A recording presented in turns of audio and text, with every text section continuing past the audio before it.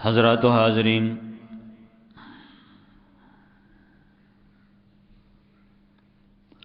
گزرتا ہوا ہر لمحہ اور ہر سال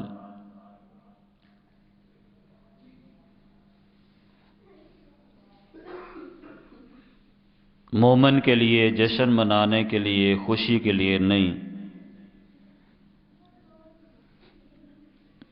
بلکہ بے چین اور فکر آخرت کرنے والا ہوتا ہے۔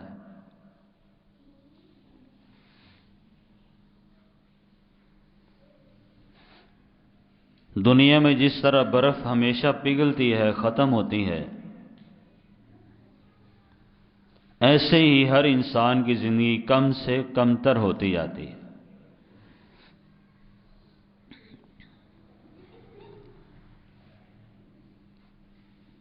ہم میں سے ہر انسان ہر سال اپنے آپ کو یہ کہہ کر خوشی دلاتا ہے کہ میں 1 سال اور بڑا ہو گیا۔ حقیقت میں وہ 1 سال اور چھوٹا ہو چکا ہوتا ہے۔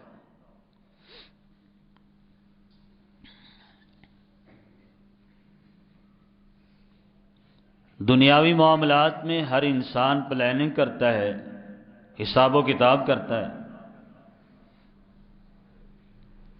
کہ میرا پچھلا سال مال و دولت میں، مال و زر میں، خرید و فروخت میں، لین دین میں، روپے پیسے میں، حساب و کتاب میں کیسا رہا۔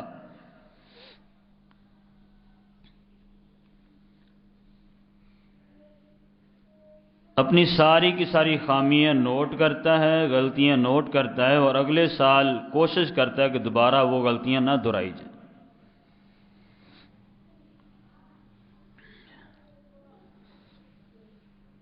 اس سے بڑھ کر مومن کو بھی سوچنا چاہیے، اپنا محاسبہ کرنا چاہیے کہ جس دنیا کے مال کی خاطر حساب و کتاب کیا، لین دین کیا، ساری غلطیاں نوٹ کی کہ اگلے سال یہ اپنے دنیا کے مال میں کوئی غلطی نہیں کروں گا تاکہ خسارہ نہ اٹھاؤں۔ مومن کو چاہیے کہ وہ اپنے ایمان کی فکر کرے، اپنے اعمال کی فکر کرے، اور پچھلے سال کو دیکھے کہ کون کون سے گناہ کیے تھے جو اس سال نہیں کرنے۔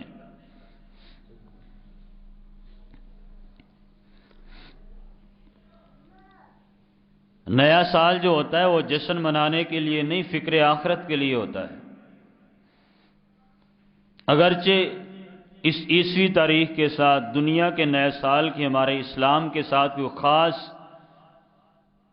اعمال کے اعتبار سے نہیں، لیکن کیونکہ روٹین وائز ہم اس کو اپناتے ہیں، مناتے ہیں، اس کا خیال کرتے ہیں، تو چلو اسی کو سامنے رکھ کر مومن کو اپنی زندگی کا حساب و کتاب کرنا چاہیے کہ میں نے پچھلے سال جو کمیاں کی، کوئی گستاخیاں کی، جو بے ادبیاں کی، جو گناہ کیے، اس سے توبہ طائب ہو جاؤں، اور اگلا سال میرا اللہ والا گزرے، ولی اللہ والا گزرے۔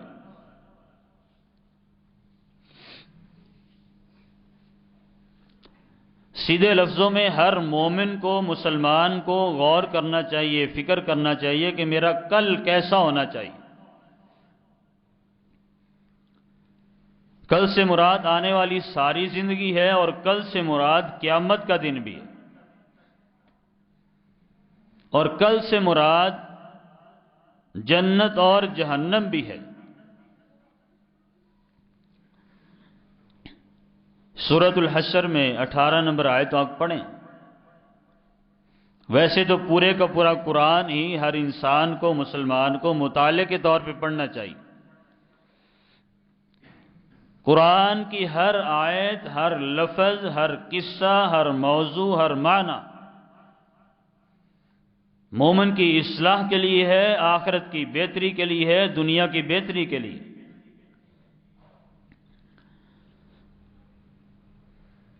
قرآن کی اس آیت میں اللہ فرماتے ہیں، یا ایھا الذین آمنوا اتقوا اللہ، اے ایمان والو اللہ سے ڈر جاؤ، تقوی اختیار کرو، پرہیزگاری اختیار کرو، اللہ کا ڈر اور خوف اپنے دلوں میں پیدا کرو. وما قدر اللہ حق کا قدری، اللہ کی قدر اس طرح کریں جس طرح اللہ کی قدر کرنے کا حق ہے. سیدنا عمر ابن خطاب رضی اللہ تعالیٰ عنہ بیٹھے، ابی بن کعب رضی اللہ تعالیٰ عنہ پاس بیٹھے، کہتے ابی تقوی کسے کہتے ہیں؟ اللہ سے ڈر اور خوف کا معنی مفہوم مطلب کیا ہے؟ تو ابی بن کعب رضی اللہ تعالیٰ عنہ فرماتے ہیں، اے امیر المومنین عمر بن خطاب رضی اللہ تعالیٰ عنہ، آپ کبھی جھاڑی دار رستے سے گزرے، کبھی ایسی جگہ سے گزرے جس کی چاروں طرف جھاڑیاں ہوں، کانٹے ہوں، درخت ہوں، وہاں سے کیسے گزرا جاتا ہے؟ تو عمر بن خطاب رضی اللہ تعالیٰ عنہ فرماتے ہیں، ہاں میں جب جھاڑیوں والے درختوں کے قریب سے گزرتا ہوں، ایسے رستے سے گزرتا ہوں، تو اپنے کپڑے کو سمیٹ کے گزرتا ہوں تاکہ میرے کپڑے نہ پھٹ جائیں، ساتھ نہ اٹک جائیں، کہیں مجھے کانٹے نہ چبھ جائیں، مجھے تکلیف نہ ہو.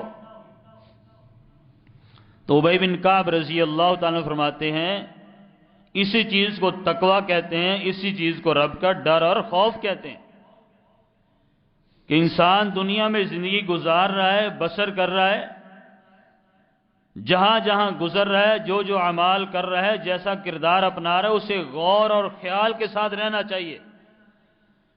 کہیں اس کی زبان کے ساتھ، اس کے ہاتھ کے ساتھ، اس کے پاؤں کے ساتھ، اس کے جسم کے ساتھ، اس کے کردار کے ساتھ، اس کی زبان کے ساتھ، اس کے کانوں اور ناک کے ساتھ، اس کے سارے جسم کے ساتھ کہیں کسی دوسرے مسلمان کو تکلیف تو نہیں ہو رہی.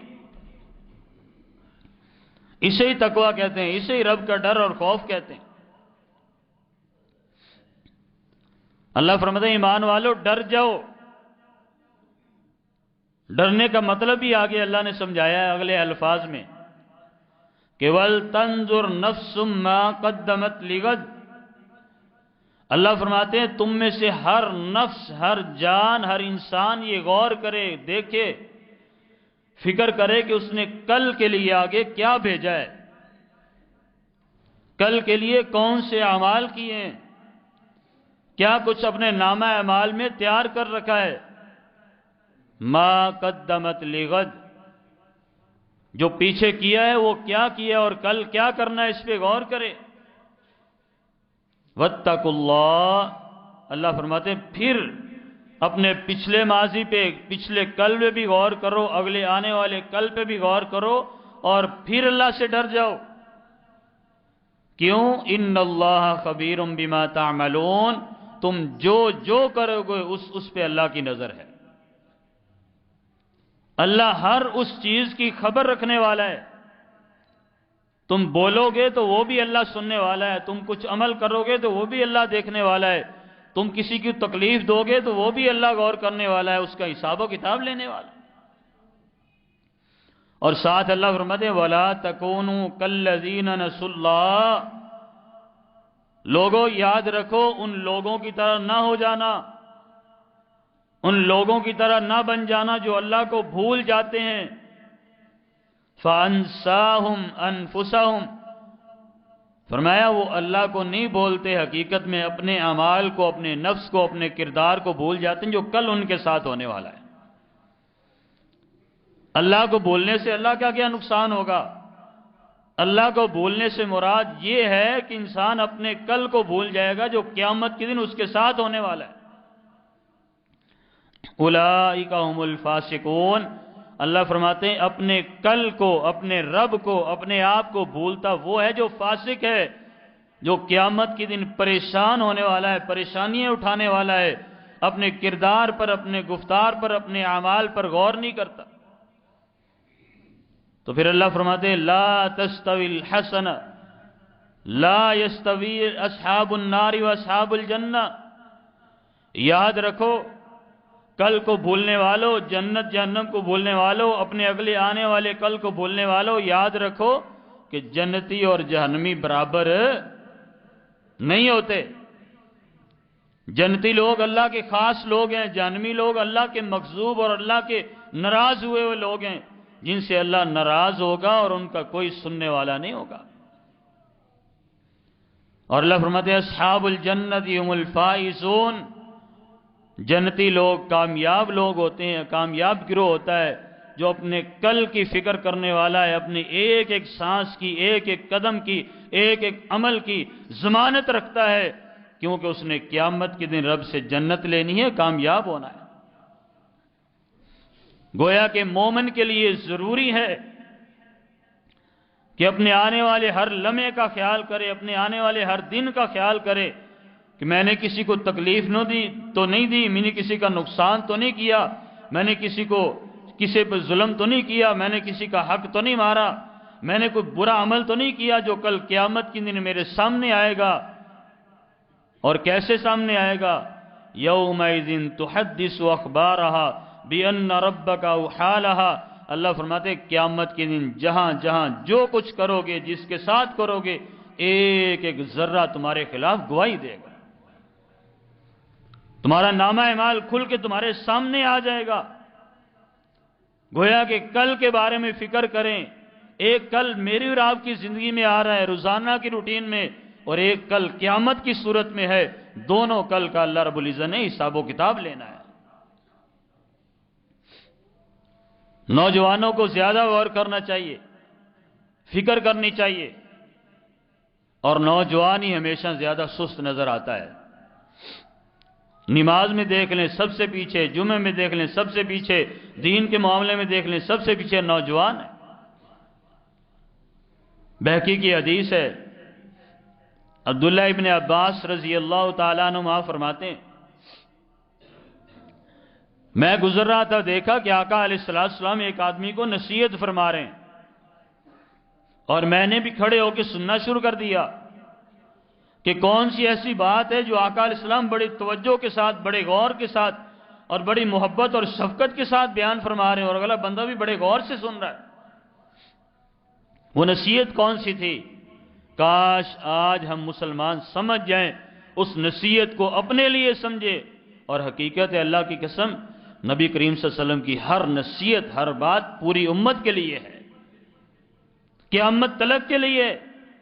جو جس طرح اسے سنے گا، عمل کرے گا، اس کی آخرت بھی بہتر ہو جائے گی، اس کی دنیا بھی بہتر ہو جائے گی۔ عبداللہ ابن عباس رضی اللہ تعالیٰ عنہ فرماتے ہیں آقا علیہ السلام نے فرمایا میرے صحابی اغتنم خمسا قبل خمس، فرمایا 5 وقت آنے سے پہلے 5 نعمتوں سے فائدہ اٹھا لو۔ 5 بڑی نعمتیں اللہ نے دی ہے ہر انسان کو، ان کے زوال سے پہلے ان سے فائدہ اٹھا لو، ورنہ پچھتاوے کے علاوہ کچھ نہیں آئے گا تمہارے ہاتھ، کچھ نہیں آئے گا، اور حقیقت میں کچھ نہیں آتا۔ اس کو دنیا کی مثال سے سمجھا جا سکتا ہے۔ جس بندے نے، جس طالب علم نے اپنی پڑھائی میں محنت نہ کی ہو، جس نے دل لگا کر پڑھائی نہ کی ہو، اس کا رزلٹ اسے دنیا میں بتلا دیتا ہے، اسے والدین کے سامنے، اساتذہ کے سامنے، معاشرے کے سامنے ذلیل و رسوا ہونا پڑتا ہے۔ کیوں؟ اس نے وقت سے فائدہ نہیں اٹھایا، اس نے جو غنیمت، جو نعمت، جو احسان اللہ نے کیا تھا اس کو ضائع کر دیا ہے۔ اب دنیا میں ذلیل و رسوا ہوگا، اور ایک حساب اللہ نے قیامت کے دن لینا ہے، جو ساری کائنات کے سامنے لینا ہے، اور ایک ایک چیز کا لینا ہے۔ اور دنیا کے حساب میں تو ہو سکتا ہے استاد رعایت رکھ جائے، خیال کر لے کہ یار میرا خاص شاگرد ہے، یا غریب طالب علم ہے، یا پہنچ اس کی، یا فلاں فلاں، لیکن قیامت کے دن للہ الواحد القہار، جب اللہ رب العزت نے حساب و کتاب لینا ہے نا، اس نے کسی کا کوئی لحاظ نہیں کرنا ہے، اس نے کسی کا کوئی خیال نہیں کرنا ہے۔ وہ 5 نعمتیں کون سی ہیں؟ وہ 5 موقع ہر انسان کو کون سے جو اللہ عطا فرماتا ہے؟ رسول مکرم صلی اللہ علیہ وسلم فرمایا میرے صحابی، سب سے پہلی بات شبابہ کا قبل حرمک، بڑھاپا آنے سے پہلے اپنی جوانی سے فائدہ اٹھا لو۔ بڑھاپا آنے سے پہلے اپنی جوانی سے فائدہ اٹھا لو، اور یاد رکھیے، آج غور کر لیجئے، کہ جب بڑھاپا آتا ہے انسان بے شمار مسائل میں پریشان ہو جاتا ہے، بے شمار چیزوں میں انسان پریشان ہو جاتا ہے۔ اٹھنا بیٹھنا اس کا مشکل ہے، کھانا پینا اس کا مشکل ہے، کھلانا اس کا مشکل ہے، اس کا واش روم میں جانا مشکل ہے، اس کا لوگوں کے سامنے ویسے معاملات کرنا مشکل ہے۔ تو آقا علیہ السلام کی بات بڑی عظیم ہے، بڑی پیاری ہے، شباب کا قبل حرمک، اور میرے صحابی اپنا بڑھاپا آنے سے پہلے پہلے جوانی سے فائدہ اٹھا لو، جب بڑھاپا آئے گا تو پھر ہاتھ میں کچھ نہیں رہے گا۔ کیا خیال ہے، ایسے ہے یا نہیں ہے؟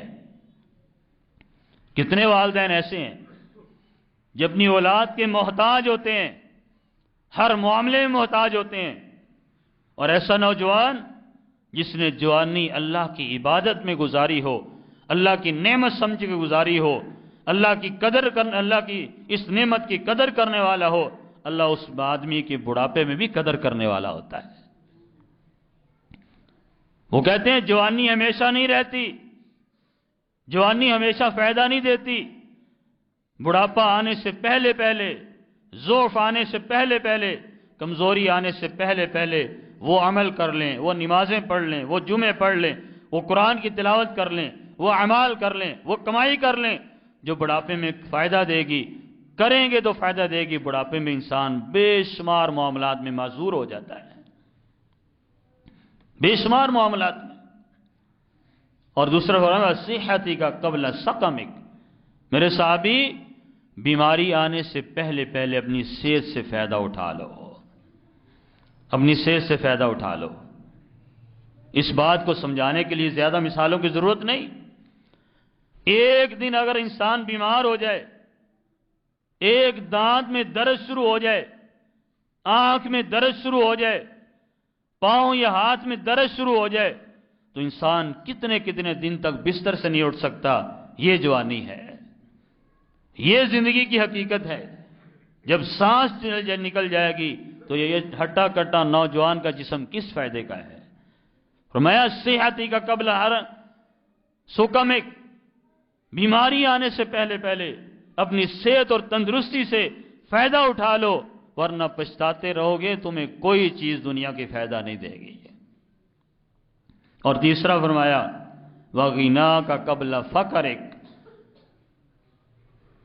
اپنی غنا سے، مال و دولت سے، امیری سے اگر چند ٹکے آج پاس ہیں، چند پیسے پاس ہیں، تو فقیری آنے سے پہلے پہلے اپنے رب کو راضی کر لو، اس کا حق ادا کر لو۔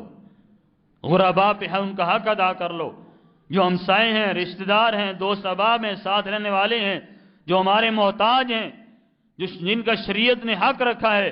روپے پیسے کی بنا پر آج بندہ بہت کچھ بن جاتا ہے، بڑا بن جاتا ہے، کسی کو اپنی نظر تک نہیں ملانے دیتا، اس کی گاڑی، اس کا پیسہ، اس کا سارا کچھ۔ فرمایا فقیری آنے سے پہلے پہلے اس پیسے سے فائدہ اٹھا لو، ورنہ پچھتاوے کے علاوہ کچھ نہیں ہاتھ آئے گا۔ اور چوتھا فرمایا وَفَرَاغَكَ قَبْلَ شُغْلِكَ، اپنی فراغت سے، مصروفیت آنے سے پہلے پہلے فائدہ اٹھا لو۔ جب مصروفیت آئے گی تو پھر تم کسی کھاتے کے نہیں رہو گے۔ اور حقیقت ہے، آج نوجوان ہے، طالب علم ہے، نوکری کرتا ہے، جاب کرتا ہے، پڑھتا ہے، پڑھاتا ہے، سارا کچھ اس کے پاس وقت ہے، اگر آج اللہ کی عبادت نہیں کرے گا نا، جب اللہ مصروف کرے گا تو پھر کسی کھاتے کا نہیں رہے گا۔ آقا علیہ السلام کا فرمان بھی ہے کہ اپنی جوانی میں اللہ کی عبادت کرو۔ اگر تم نے جوانی میں اللہ کی عبادت نہ کی، اللہ ایسی مصروفیت ڈالے گا، اللہ تمہیں فقیری کا محتاج کر کے رکھ دے گا۔ اور دیکھ لیں آج کیا صورتحال ہے۔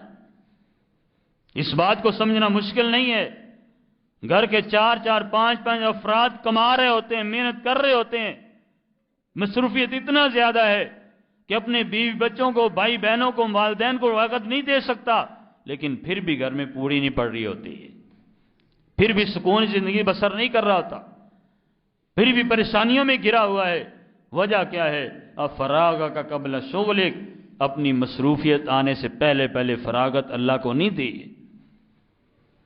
جب فارغ وقت تھا بے حیائی فحاشی، فارغ وقت تھا گیمنگ، جناب عجیب عجیب معاملات، لوگوں کے ساتھ ایسی مجلس، ایسی محفل، ایسے تعلقات جو ہمیشہ گناہ والے تھے، بری مجلس تھی، رب کو ناراض کرنے والی تھی، اللہ ایسی مصروفیت ڈالتا ہے کہ اسے پوری زندگی کسی کا ہونے ہی نہیں دیتا، پھر اپنی اولاد کا نہیں ہو سکتا، والدین کا نہیں ہو سکتا، کسی کو وقت نہیں دے سکتا۔ فرمایا مصروفیت آنے سے پہلے پہلے فائدہ اٹھا لو، اللہ معاملات میں آسانیاں فرما دے گا۔ اور پانچواں فرمایا حیاتک قبل موتک، موت آنے سے پہلے پہلے زندگی سے فائدہ اٹھا لو۔ کتنے نوجوان ہیں، کتنے نوجوان ہیں، اور آج کل جو ماحول ہے کوئی پتہ نہیں چلتا۔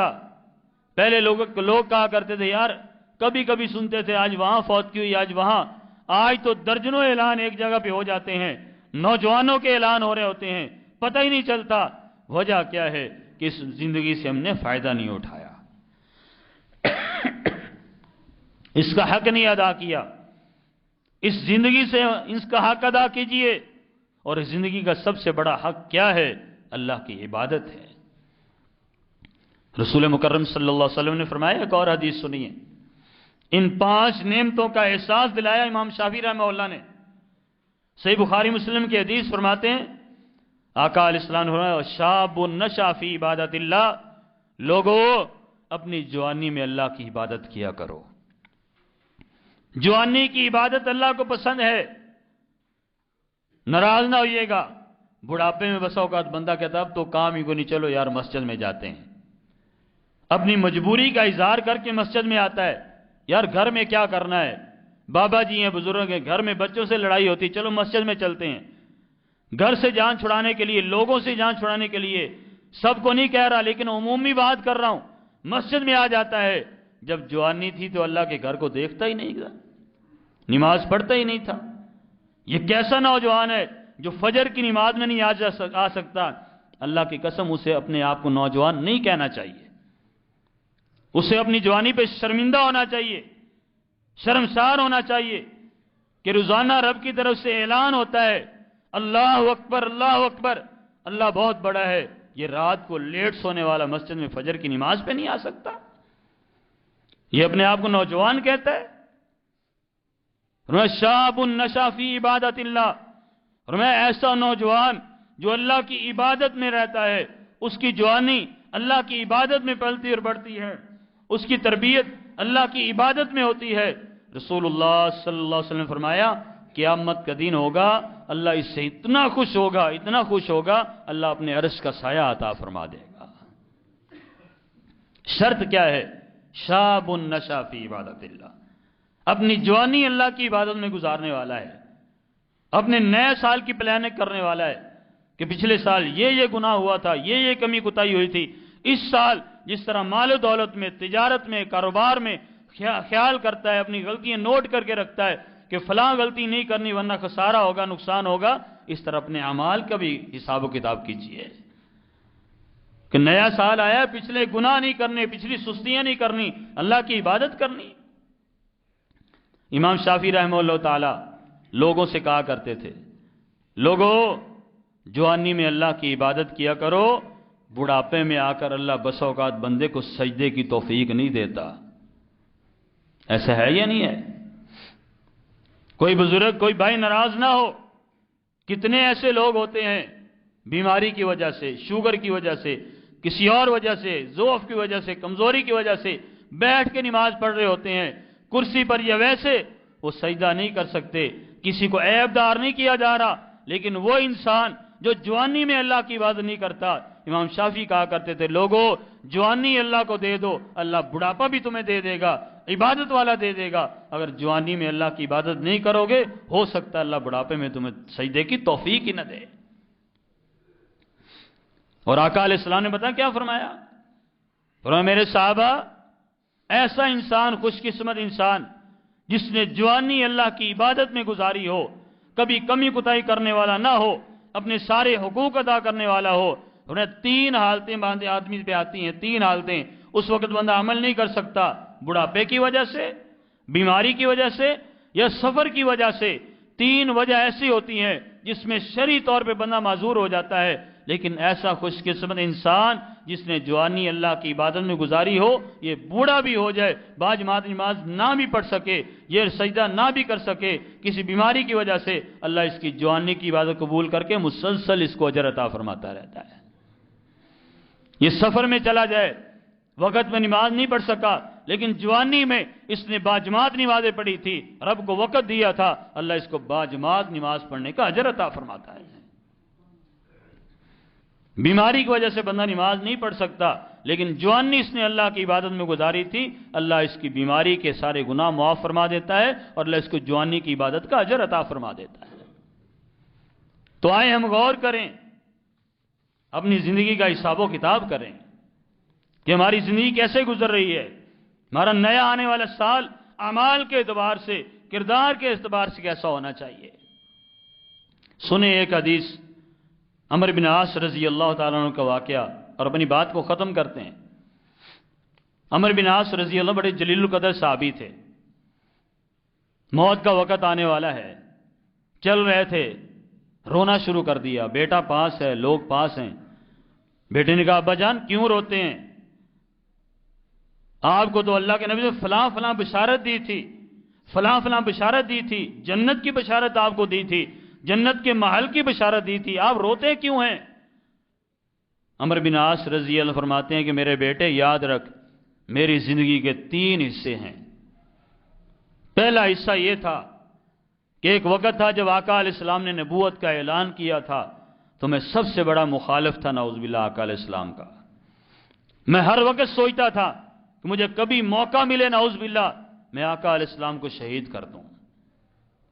فرمایا وہ میری زندگی کا جو حصہ ہے وہ بڑا تکلیف دیتا ہے، لیکن ایک وقت آیا اللہ نے میری زندگی کو بدلا، میں نے آقا علیہ السلام کے ہاتھ پر اسلام قبول کر لیا۔ جب اسلام قبول کیا تو میں نے کہا اللہ کے نبی صلی اللہ علیہ وسلم ہاتھ آگے کیجئے، میں بیعت کرنا چاہتا ہوں۔ آقا علیہ السلام نے ہاتھ آگے کیا، میں نے ہاتھ پیچھے ہٹا لیا، صحیح مسلم کی حدیث ہے، میں نے ہاتھ پیچھے ہٹا لیا۔ فرمایا عمرو بن عاص کیا وجہ ہے؟ فرمایا ایک شرط لگانا چاہتا ہوں۔ کیا شرط ہے؟ اللہ کے نبی صلی اللہ علیہ وسلم میری پچھلی زندگی کے گناہ معاف ہو جائیں گے؟ میری پچھلی زندگی کے گناہ معاف ہو جائیں گے؟ آج ہم نے بھی سوچنا ہے کہ پچھلا سال جو گزرا تھا اس میں کون کون سے گناہ کیے تھے، اللہ سے راضی کر لیا ہے؟ اللہ سے معافی مانگ لی، توبہ کر لیے؟ فرمایا عمرو بن عاص تو میرے ہاتھ پر بیعت کر اور یاد رکھ ان الاسلام یہدم ما کان قبلہ، اسلام اتنی بڑی نعمت ہے کہ پچھلے سارے گناہ اللہ معاف فرما دیتے ہیں۔ فرمایا ہجرت اتنی بڑی نعمت ہے، تو نے ہجرت کی ہے، ہجرت کے ساتھ اللہ سابقہ زندگی کے سارے گناہ معاف فرما دیتے ہیں۔ ان الحج یہدم ما کان قبلہ، تو نے حج بھی کی ہے اور حج پچھلی زندگی کے سارے گناہ معاف کرا دیتے ہیں۔ فرماتے ہیں میں نے بیعت کر لی اور بیعت کر لی، اس کے بعد میرا اتنی محبت تھی آقا علیہ السلام کے ساتھ، میں نے پوری زندگی آقا علیہ السلام کی اتنی محبت اور عقیدت میں گزار دی کہ میں پوری زندگی آقا علیہ السلام کے چہرے کو دیکھ ہی نہیں سکا شرمندگی کی وجہ سے، اتنا حسین چہرہ اور میں غریب اور فقیر گناہگار، میں نے پوری زندگی ایسے گزار دی، مجھے یقین تھا کہ میں آقا علیہ السلام کی زندگی میں فوت ہوتا تو سیدھا جنت میں چلا جاتا۔ فرماتے پھر ایک اور تیسرا حصہ یہ ہے میری زندگی کا، اس کے ساتھ ہمارا تعلق ہے آج کے موضوع کا۔ فرماتے ہیں آقا علیہ السلام دنیا سے چلے گئے، ہم زندگی بسر کر رہے ہیں، اللہ نے اتنی نعمتیں دی ہیں، اتنی نعمتیں دی ہیں، آج مجھے محسوس ہوتا ہے کہ شاید ہم ان نعمتوں کا حق ادا نہیں کر رہے۔ میں رو اس وجہ سے رہا ہوں، میری آنکھوں میں آنسو اس وجہ سے آ رہے ہیں کہ اللہ نے اتنی زیادہ نعمتیں دی ہیں، ہم دنیا کے اتنے کاروبار میں معاملات میں پڑ چکے ہیں، شاید ہم اپنے رب کا حق صحیح طرح ادا نہیں کر رہے ہیں۔ کیا خیال ہے آج ایسا ہے یا نہیں ہے؟ ہم دنیا کے ایسے معاملات میں پڑ چکے ہیں، روپیہ پیسہ نفسا نفسی کا عالم، ہر بندہ یہ چاہتا ہے کہ ساری دنیا کا پیسہ میں اکٹھا کر لوں، ساری نعمتیں میرے گھر میں آ جائیں، سب سے اچھی میری گاڑی ہو، سب سے اچھا میرا محل ہو، سب سے اچھا میں ہوں، سب سے اوپر مجھے جانا چاہیے، اور اعمال کے اعتبار سے بالکل زیرو نظر آتے ہیں، آخرت کے اعتبار سے بالکل زیرو نظر آتے ہیں۔ جب کو صحابی رسول رضی اللہ عنہم ورضوا عنہ وہ تو جنتی تھے، جنتی ہونے کے باوجود بھی رو رہے ہیں، آنکھوں سے آنسو بہا رہے ہیں، اے اللہ دنیا کی جو تو نے نعمتیں دی ہیں ہم تجھ سے معافی مانگتے ہیں، توبہ کرتے ہیں، اے اللہ ہم سے حساب و کتاب نہ لینا، ہم ان کا حق ادا کرنا چاہتے ہیں۔ آج ہمیں بھی فکر کرنی چاہیے، غور کرنی چاہیے کہ ہمارا کل کیسا تھا اور آنے والا کل کیسا ہے، اور قیامت کا دن ایک آنے والا ہے، اس کی میں نے کیا تیاری کی ہے، اللہ کی نعمتیں کتنی زیادہ ہیں اور میری بغاوتیں کیسی ہیں، سرکشیاں کیسی ہیں، میں بے عملی میں کیسے بڑا ہوا ہوں، میرا کردار کیسا ہے، میری زبان کیسی ہے، میرا لوگوں کے ساتھ اٹھنے بیٹھنے کا معیار کیا ہے، میرے تعلقات کیسے ہیں، رشتہ داری کیسی ہے، سارا کچھ ایک ایک چیز پہ غور کریں۔ یا ایھا الذین آمنوا اتقوا اللہ ولتنظر نفس ما قدمت لغد، اللہ نے بار بار کہا ہے او انسان اپنے آنے والے کل پہ غور کر، تو نے رب کے سامنے کھڑے ہونا ہے اور تیرے رب نے تجھ سے حساب و کتاب لینا ہے۔ تو آئیں ہم فکر کریں، غور کریں کہ جو سال گزر چکا اس میں جو کمیاں کوتاہیاں ہوئیں ان کو نہیں دہرانا، بلکہ اپنے عمل کو اچھے سے اچھا کرنا ہے، اپنے کرداروں کو نکھارنا ہے، اپنے رب کو راضی کرنا ہے، اپنی آخرت کو بہتر کرنا ہے۔ اقول قولی ھذا استغفر اللہ لی ولکم ولسائر